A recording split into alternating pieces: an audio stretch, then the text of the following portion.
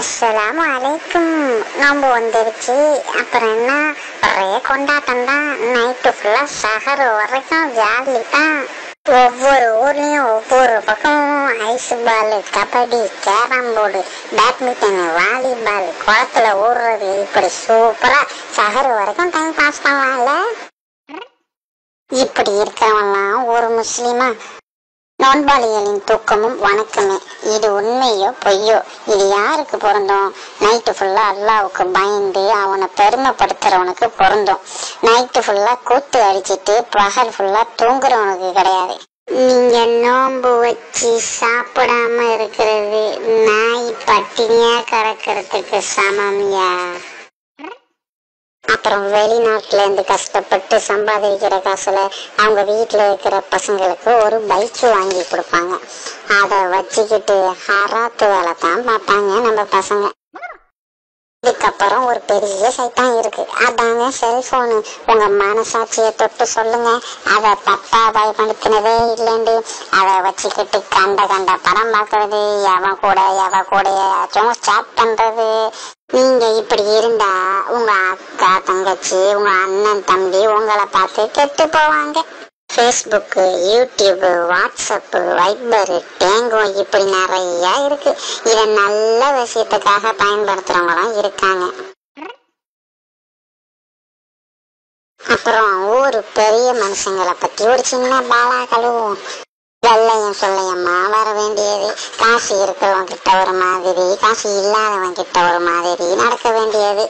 யாராவது ஒரு சின்ன பையன் பெரிய தாடி வச்சிருந்தா அவனை பார்த்து என் தம்பி அதுக்குள்ள இதெல்லாம் கேட்க வேண்டியது. இல்லண்டா நீ நஜாத்தா, நீ தம்பிக்காண்டு போட்டு நோண்ட வேண்டியது. அவன் நஜாத்தோ இல்ல ஹராத்தோ. நீங்க முதல்ல சொன்னதான தாடிய வையுங்கய்யா. இல்ல ஒரு பிரெஞ்சு பேடு வச்சிருப்பாங்க. கையில மணி இருக்கிறவனுக்கும் முகத்துல மயிறு இல்லாதவனுக்கும் தான் மவுசு அதிகம் போல. இது எங்க தெரு பள்ளிவாசல், அது உங்க தெரு பள்ளிவாசல் பிரிச்சுக்கிட்டு இந்த 27ஆம் கிழமை வந்துட்டா எங்க பள்ளியில லைட் அதிகமா போடுறோமா, உங்க பள்ளியில லைட் அதிகமா போடுறோமான்னு ஒரே போட்டி தான். இதெல்லாம் ஒரு பொழப்பா? இதுக்கு வெளிநாட்டுல இருந்து வேற பணம் வரும். 27 தப்புன்னு சொல்லுங்க. 21, 23, 25, 27, 29 இப்படி எல்லா ஒற்றைப்படை இரவுகளும் சிறப்பு தான். இப்படி பள்ளிய சோடிக்கிற வீண் செலவு பண்றதுக்கு பதிலா ஏதாவது ஒரு நல்ல காரியத்துக்காக செலவு பண்ணுங்க. ஏழை குழந்தை படிப்பு விஷயத்துக்கு பண்ணலாம், ஏழைங்க கல்யாணத்துக்கு செலவு பண்ணலாம், அனாதை இல்லத்துக்கு கொடுக்கலாம். இப்படி நிறைய நல்ல வழி இருக்குங்க. குர்ஆன் ஹதீஸ் சொல்லி தராத நாங்க வீண் செலவு செய்யறதுக்காக வச்சிருந்த பணத்தை நல்ல காரியத்துக்காக செலவு செய்தோம்.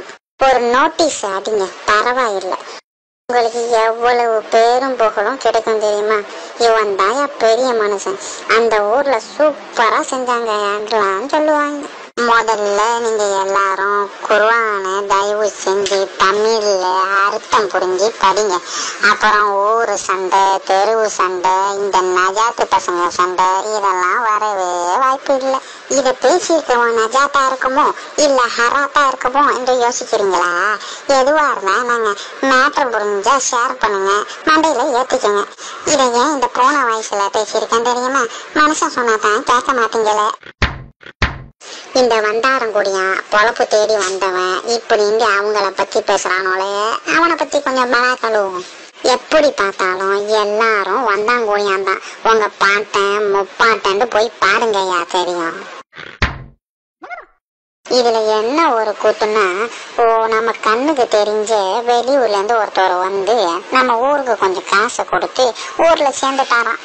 அவரு ஒரு ஆளை பார்த்து சொல்லுவாரு, அவரு எப்படிப்பட்ட ஆளா இருப்பாருன்னா, அவங்க பாட்டன் முப்பாட்டன் எல்லாம் அந்த ஊரை சேர்ந்தவங்கள தான் இருப்பாங்க. அவங்க அம்மாவை வெளியூர்ல கல்யாணம் பண்ணி கொடுத்துருப்பாங்க. சூழ்நிலை காரணமா அவங்க வாப்பாவும் அதாவது அவங்க அத்தாவும் தன் மனைவி ஊருக்கு தன் சொந்த உழைச்ச காசுல வீடு கட்டி வந்திருப்பாரு. இவரை பார்த்து அந்த காசு கொடுத்து சேர்ந்தாருல, அவரு சொல்லுவாரு, டாய் நீனா இந்த ஊருக்காரனா, வாய பொத்துடா, நீ என்னடா ஊர் விஷயத்துல தலை விடுறது, உக்காரடா, இப்படி சொல்லுவாருங்க. காசு கொடுத்தா ஊருக்காரன். அப்ப காசு இல்லாதவன் என்ன பண்ணுவான்? ஒரு ஊர்ல போய் அந்த ஊருக்காரன் சொல்றதுக்கு எவ்வளவு செலவாகும் தெரியுமா? பிரிட்டிஷ் நேஷனாலிட்டி கூட வாங்கிடலாம் போல. இது ரொம்ப ரொம்ப கஷ்டம். தற்பெருமையும் ஆணவமும் கொண்ட ஒவ்வொருவரும் நரகவாதியே. பெரிய மனுஷங்களா, நாம மௌத்தா போய் 36 மணி நேரத்துல நம்ம உடம்புல ஈலாம் முட்டை போடும். 60 மணி நேரத்துல லார்வாக்கள் தோன்றுமா. 3 நாள்ல நம்ம நகெல்லாம் கலந்து விழுந்துடுமா. 4 நாள்ல ஈறுகள் தொலைஞ்சிடுமா. 5வது நாள்ல உங்க பாலா போன மூளை இருக்குல்ல, மூளை அது தண்ணியா உருகுமா. 6வது நாள்ல வாயுக்களால உங்க வயிறு வெடிக்கும். அப்புறம் உடம்பே காணாம போயிடுமா. எத்தனை ஆணவம், எத்தனை பேராசை, கோவம், எத்தனை பந்தா. இதையே நான் போன வயசுல பேசியிருக்கேன் தெரியுமா? மனுஷன் சொன்னாதான் கேட்க மாட்டாங்கல்ல நம்ம பசங்க.